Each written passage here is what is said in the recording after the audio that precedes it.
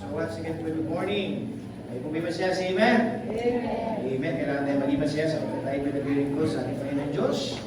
So ngayon po, ang ating tema this month ay nandito po sa ating likuran. Nakabasa niyo po kayo sa likuran natin. Basahin nga po natin kasabay-sabay. Ready? Kapo yung verse ha. Basahin po natin, ready, begin. Cheerful giving. Every man according as he purposeth in his heart, so let him give, not grudgingly or of necessity, for God loveth a cheerful giver. Minamahal ng Diyos ang masaya nagbibigay. Masabi po dyan. At ngayon po, tayo muna po ay lumuko at tayo po manalangin. Salamat po natin ang ating pong pag-aaralan sa Diyos. Tayo manalangin at sa pagkaman namin, Diyos, nagkila sa lahat. Kami po, O Diyos, ay nagpupulit po ng papasalamat sa kanilang pagkakataon. Pinagkaroon po sa buhay po ng bawang isa sa mga ulitin ng ginawa.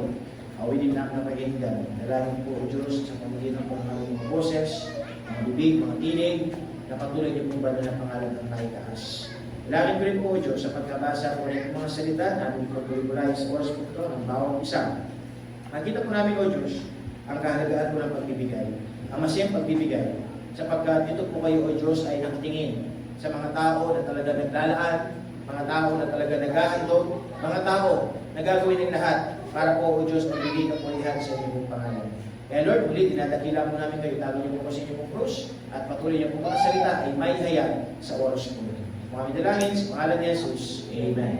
Amen. Please be seated. Hindi na po kayo maupo. At babasahin po natin dito sa Deuteronomy. Sis, Mr. Joyce, may sinat ako sa iyo kanina, no? Pero yung Deuteronomy chapter 16 and verse 7, nakikita po ko lang. So tayo nagpapasalamat sa Diyos sapagkat tayo po muli nagkakita-kita, nagkasama-sama, no po? At kung napapansin niyo po yung ating pong backdrop sa likuran, ay napalitan po siya, no po? Yan po nalagay na parang poste, yan ang ilaw, at the same time yung carpooling, no po? Sapagkat gusto natin ay nagiging maayos, no? Maganda, every year, no po, yung gawain ng Panginoon. Opo, at ang ating tema this whole month, opo, Deuteronomy chapter 16 verse 17. Opo, yung ating desire sa buong month po, opo, ng January ay malaman po natin yung kahalagaan po ng pagbibigay. Opo, sapagkat dito tayo magpapalain. Dito po tayo magkikita ng Panginoon kung gaano po ba tayo kalalim sa harapan ng Diyos. Sabi nga po mga kapatid, ang ating po pinaka-text sa umaga po nito. Sabi po dyan, every man shall give as he is able, according to the blessing of the Lord thy God, which He hath given thee. Nasabi na salita ng Diyos, mga kapatid, in the book of Deuteronomy chapter 16 and verse number 17, inuutusan ng Diyos lahat ng mga mananampalataya, lahat ng tao na kailangan sila magbigay ayon sa kanilang kakayanan. Kaya binasa po natin ni Brother Emerson sa short devotion na po, na kailangan doon, mga kapatid, yung willing mind, willing heart, na po, na kung ano meron ka, hindi naghahanap ang Diyos nung wala ka. Kaya nga sabi ng Diyos, mga kapatid, dapat tayo patutong magkaloob, magbigay. Sapagkat inuulit mga kapatid, dito po tayo magpapala. Amen po ba? Gusto mo ba ng pagpapala? Amen. Gusto mo ba someday payamanin kayo ng Diyos? Amen. Gusto mo someday pagkatiwalaan kayo ng Panginoon? Pastor, mukhang imposible yata eh. Ang tanong mga kapatid, sa Panginoon po ba imposible? Di mo ba sa Panginoon lahat ay posible? Ano kailangan natin gawin? Ang kailangan natin gawin, magtiwala sa salita ng Diyos. Sapagkat kapag sinabi ng Panginoon, mga kapatid, mangyayari, amen? Amen. Kasi bakit ang bawat mga salita na naayos po dito, mga kapatid, ay magsalitang makapangyarihan. Sapagkat hindi po ito salita ng tao, kung hindi salita ng Diyos. Kaya whether we like it or not, kailangan natin itong magtiwala, kailangan natin itong paniwalaan. Kaya kailangan natin, mga kapatid, na natanggapin sa ating mga puso. At ang nais ng Diyos, makuha namin. Ano bang purpose ng iyong buhay? Bakit kayo niligtas na Diyos? Bakit kayo nakakilala? Bakit kayo naabutan ng salita ng Panginoon? Hindi ka niligtas, mga kapatid, para paupo lang. Hindi kayo nasabi natin nasumpukan ng Panginoon para wala kang gagawin. Meron tayong kailangan gawin. Amen? Kasi bakit? Niligtas tayo ng Diyos. At meron po tayo magagawa. Amen? Magagawa po tayo. Sabihin nyo nga po may magagawa kayo. May magagawa. Bakit? Kasi buhay ka. Amen? Buhay ka, kaya may magagawa ka. No po, nasa buhay po natin, may magagawa tayo. Bakit? Kasi buhay tayo, may kalakasan tayo, may binibigay ng Diyos sa atin. By the way, sa buhay po natin, mga kapatid, isinit, ang dami natin mga pinagdadaanan. Minsan, may karamdaman tayo. Tama ba? Minsan, masakit yung ulo natin, nilalagnat, po, yung tubod natin. Diba? Minsan, tatrangkapsuhin na tayo.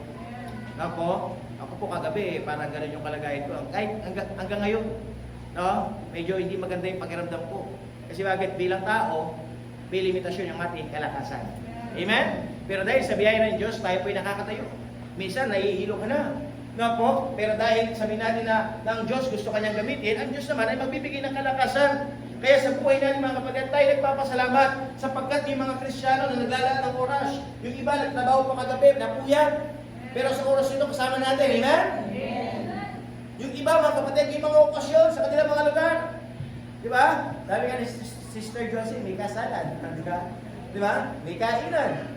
Pero to God be the glory, nandito sila, kasama si Sister Elsa. Amen? Nakahabol si Sister Elsa. No, na nagbigay ng oras. No, para maglingkod sa Panginoon. Bakit? Kasi meron tayong dapat ibigay sa Diyos. Ito ang kailangan natin ibigay. No, na kailangan tayong maglaan ng oras. Yes, magandang matulog, magandang nasa bahay lang, pero mas maganda na ikaw ay nandito every Sunday sa bahay ng Diyos. Amen? Amen. Na ikaw ay magbibigay papuri, na ikaw ay aawit. Hindi imagine si Brother Marvin umawit. Di ba? Umawit. Anong style na nangyayari mo, Brad? Pangako. Di ba? Mangangako siya sa Panginoon. Di ba, Brad? No? Ano pangako mo, Brad? Mag-aaral ka na mabuti? Di ba, no? Kung nakaraan, pinuha yung kanyang card. Di ba? Lahat yata ay palakol. Di ba? Oh, nagja-justify naman siya, sabi niya, basta kasi di pa ako nakatira dito noon eh. Bira, no? Ngayon po, ayusin ko na. Sabi niya. Di ba? Kaya nung nakaraan, sabi niya, baka babalik yata ako ah. Brad, hindi pa tapos. Di ba? Hindi pa tapos yung year 20. Di ba? Yung pag-aaral mo, huwag mo sabihin agad babalik ka. Kailangan gumawa ng paraan. Ay, mangako ka, mag-aaral ka na mabuti, Brad. Di ba? Amen ba, Marvin? Alam ng mama mo, pumapasok ka sa school, tapos yung mga grade mo palakon. Di ba? Di ba? Kaya ganda ng pangako niya eh. Nangawi din niya, pangako. Mag-aaral na siya ng mabuti. Di ba? Ang dami natin kailangan yung pangako sa Diyos. Sabi nga na inawit ng choir, sila'y aawit at aawit, magbibigay papuri sa Panginoon. Kasi bakit? Kasi nga meron tayong kailangan ibigay. No po, kaya dapat mga kapatid, every Sunday, no po, pangit man word na sabihin yung pilitin natin magsimba. No po, bakit minsan, Pastor, bakit kailangan pang sa pilitan? Kasi minsan marami mga mananampalataya, yung pang walang, sabi nga, nung sinabi ni Brother Emerson, yung willing. Usang loob. Diba? Pero pakinggan yung pipilitin. Kasi nga, ang paglilingkod sa Diyos dapat hindi sa pilitan. Kaso, mga kapatid, meron paggawa sa Satanas. Tama? Gumagawa ng paraan para tayong mahadlangan. Para tayong mapigilan. No po, ginagamit ang iyong pamilya. Ginagamit yung mga sitwasyon. Ginagamit yung mga karamdaman natin. Para tayo ay hindi makapaglingkod sa Panginoon. Kaya ano gagawin natin? In spite sa ating mga nararamdaman, in spite sa ating nararanasan, in spite na kulang man yung meron tayo, pero pipilitin pa rin natin maglilingkod sa Diyos. Anong ibig sabihin? Gagawa tayo ng paraan. No po, kaya sabi ng Diyos, mga kapatid, dapat ang bawat mga mananampalataya, ang ating panalangin, mga kapatid, na tayong lahat ay pagpalain ng Diyos. Pero paano kapag papalain kung wala kang gagawin? Paano kapag papalain kung wala kang binibigay? Paano kapag papalain kung hindi mo yakbang ang iyong pananampalataya sa Panginoon? Paano ka mag-withdraw? Ito nga sinasabi ko, paano ka mag-withdraw kung wala ka naman inuhulog sa Diyos? Kung hindi ka naman nag-i-invest sa Panginoon? Na po, kung hindi ka naman nag-iipon sa Diyos, alam niyo po ba ang pagbibigay natin sa gawain ng Diyos, ito po ay tanda ng pag-iipon. Ito po ay tanda ng pag-i-invest. Kasi ang sabi ng Diyos, lahat ng ating binibigay sa gawain ng Diyos ay hindi po ito kakalimutan ng Panginoon. Lahat nakalista, lahat nakasulat. At darating yung tayo, mga kapatid, aanihin mo yung mga bagay na binigay mo sa Diyos. Aanihin natin ang mga bagay na binigay natin sa Diyos. Kasi bakit? Kasi ang salita ng Diyos ay totoo. Amen? Sabi ko nga, last Sunday, nag-preach po ako sa Mabalacan, gabi. Ako'y nagpapasalamat sa Diyos sa biyaya ng Panginoon. Yung bang salita ng Diyos ay napapatunayan natin sa buhay natin. Kasi bakit? Young people pa lamang ako, mga kapatid. Nandun na talaga ako'y nagbibigay ng ating mga offering. Tithes, faith promise, pag-support sa mga mission. Na every time na may pumupunta magpapastor sa ibang lugar, lagi nandun ang suporta. Nandun yung pagbibigay. Kaya naman nung dumating yung time na ako, pastor, ako yung tinawag ng Panginoon. Nag-supply din ng Diyos. Kasi bakit? Mayroon tayong pinanim eh. Tama ba? Kaya kayo iba, sabi nila, bira si Pastor Renal Paul, di ba? Ilang taon pa lang, pero may sariling property. May sarili ng building. Di ba? May mga rooms na. May mga sasakyan pa. Could you imagine? Bakit po nangyari mga kapatid? Kasi bakit? Kasi tayo ay nagbibigay sa gawain ng Diyos. Yun po'y pagpapala ng Panginoon. Yun po'y pagkilos ng Diyos sa ating mga buhay. Anong ibig sabihin mga kapatid? Na pinapatuloy ng Diyos ay mag-provide. Bakit?